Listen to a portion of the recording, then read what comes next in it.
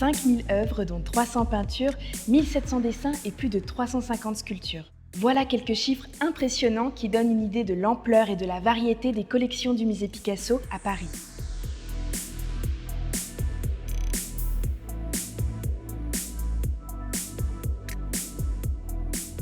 Pour en savoir un peu plus sur la manière dont s'est constitué cet exceptionnel fonds d'œuvres d'art, un petit retour en arrière s'impose.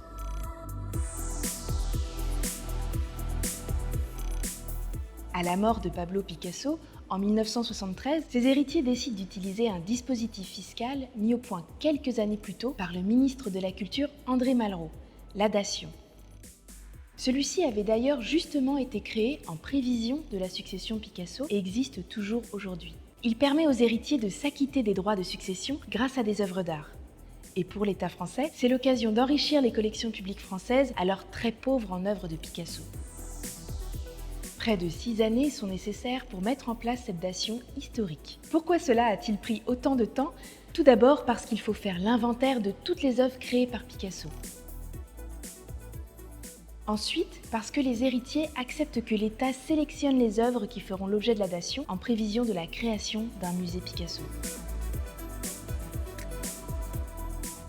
L'équipe scientifique de la préfiguration du musée a donc pu constituer un ensemble représentatif des différentes périodes créatives de sa carrière et de toute la variété des techniques abordées par Picasso.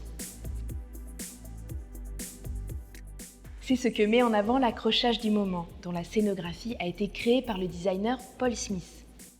On retrouve des chefs-d'œuvre de Picasso, comme sa sculpture Tête de taureau, qui assemble une selle et un guidon de vélo, son autoportrait peint iconique de la période bleue, ses œuvres cubistes, mais aussi ses dessins de danseuses, ou encore son grand acrobate. Montrer cette diversité, c'est ce qui distingue le musée Picasso des autres institutions qui exposent des œuvres de l'artiste. La sélection de la dation a en effet permis de choisir des œuvres moins connues, moins attendues, mais qui en disent long sur le processus créatif de l'artiste. Un ensemble de plus de 200 000 pièces d'archives données en 1992 complète cette compréhension de l'œuvre de Picasso. Après la sélection d'œuvres, penchons-nous sur le lieu, l'Hôtel Salé, situé dans le quartier du Marais à Paris.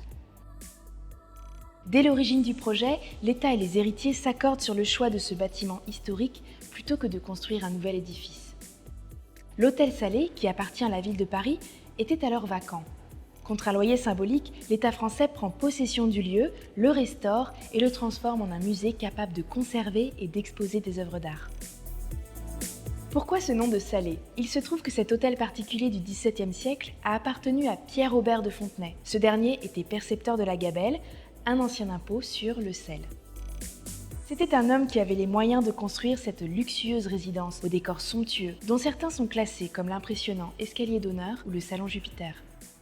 Ce qui crée un contraste saisissant et tout à fait voulu entre les créations modernes de Picasso et l'écrin ancien dans lequel elles sont présentées. Le musée est inauguré en 1985, mais la collection n'a pas cessé de s'enrichir depuis. Il y a notamment eu 2 autres dations, une en 1990, après le décès de sa dernière épouse Jacqueline Picasso, et l'autre en 2022, où 9 œuvres rejoignent le musée grâce à la dation Maya Ruiz Picasso, fille de l'artiste et de Marie-Thérèse Walter. La dation a aussi permis d'acquérir une partie de sa collection personnelle, des créations d'autres artistes qu'il appréciait, comme Renoir, Cézanne ou Miro, mais aussi des sculptures issues du continent africain ou des sculptures du Moyen-Âge ibérique. Autant d'œuvres qui permettent de comprendre ses sources d'inspiration et son processus de création.